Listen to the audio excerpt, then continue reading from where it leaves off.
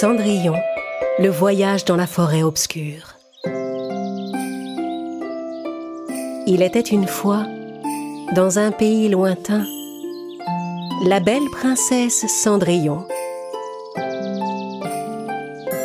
Cendrillon avait pour marraine la bonne fée Lia. De temps en temps, elle se rendait sous le grand noisetier de la forêt et appelait la bonne fée pour parler avec elle.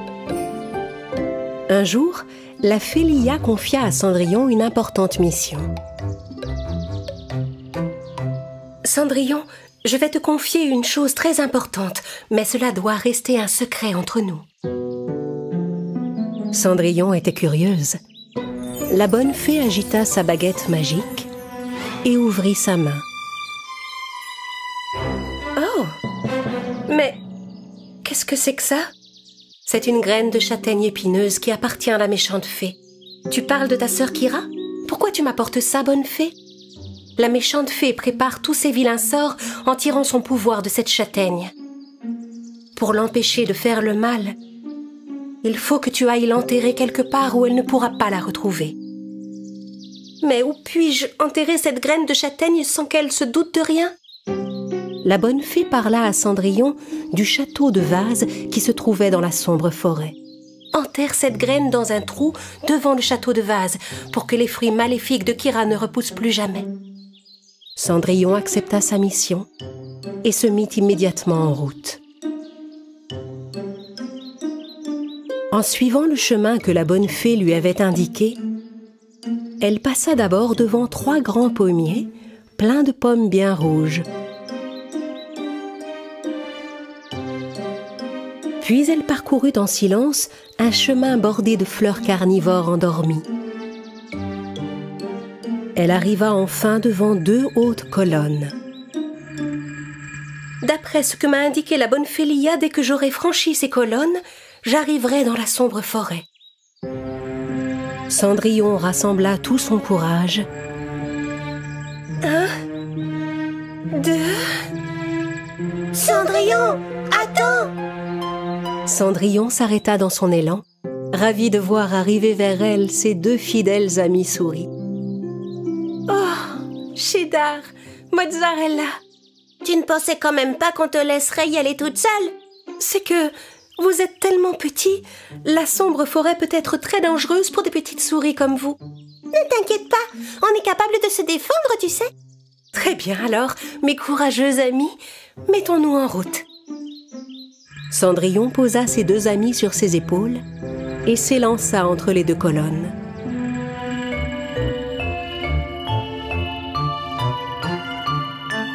En reprenant leur souffle, ils constatèrent qu'ils avaient été propulsés dans la sombre forêt. Cendrillon était terrifié par le paysage qui s'étendait devant eux. Des éclairs fendaient le ciel, d'immenses et terribles animaux passaient çà et là, et des arbres étaient en flammes.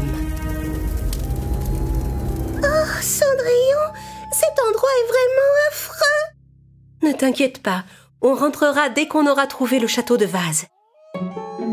Cendrillon et ses 2 amis se mirent à chercher l'effrayant château dans la sombre forêt. Pendant ce temps, la bonne fée Lia s'apprêtait à retourner dans le monde des fées quand sa méchante sœur Kira apparut devant elle. « Je sais que c'est toi qui as pris ma graine de châtaigne épineuse, Lia. Oui, pour t'empêcher de faire le mal. Dis-moi où est ma précieuse graine maléfique. » La méchante fée en colère essaya de lancer un sort avec sa baguette magique. Mais elle échoua. Ta graine de châtaigne épineuse est maintenant dans un endroit où plus rien ne peut pousser, Kira. Ah oui? Tu dis qu'elle ne poussera plus? Oui, bien sûr. Le seul endroit où nulle graine ne pousse est la sombre forêt. La bonne fée essaya en vain de retenir Kira. La méchante fée se téléporta aussitôt dans la sombre forêt. Au même moment, les chasseurs de la sombre forêt se mirent à lancer leurs flèches vers Cendrillon et ses amis. Oh, des flèches de chasseurs! Attention les amis! Bravant tous les dangers de la sombre forêt, Cendrillon courut avec ses amis pour s'éloigner des chasseurs. Et ils arrivèrent devant le château de Vase. « C'est sûrement le château dont la bonne fée m'a parlé. »« Allons-y, Cendrillon, enterrons la graine de châtaignier épineuse ici. » Cendrillon et Cheddar commencèrent à creuser un trou devant le château de Vase. Pendant ce temps, Mozzarella montait la garde. « Oh, je vois une étrange lumière qui s'approche de nous, faites vite !» Tout à coup, la méchante fée Kira apparut juste en face des trois amis. « Arrêtez-vous immédiatement !»« Oh, la méchante fée !»« Eh oui, exactement !» Et cette méchante fée est venue pour récupérer sa graine de châtaigne épineuse. Rendez-la moi! Et plus vite que ça! Jamais! Comme la méchante fée ne pouvait pas lancer de sort sans sa graine, elle s'approcha de Cendrillon et essaya de l'effrayer en battant des ailes autour d'elle. J'ai dit que je voulais ma graine de châtaigne épineuse! Voyant cela, Mozzarella sauta vers Cendrillon et lui prit la graine des mains. Puis elle la lança en l'air en direction de son ami Cheddar, qui sauta pour rattraper la graine et courut l'enterrer dans le trou qu'ils avaient creusé. Une fois la graine enterrée, les ailes de Kira perdirent leur vigueur et, ne pouvant plus voler, elle tomba sur le sol. On a réussi! Oui, bravo Cendrillon! Maintenant, partons d'ici!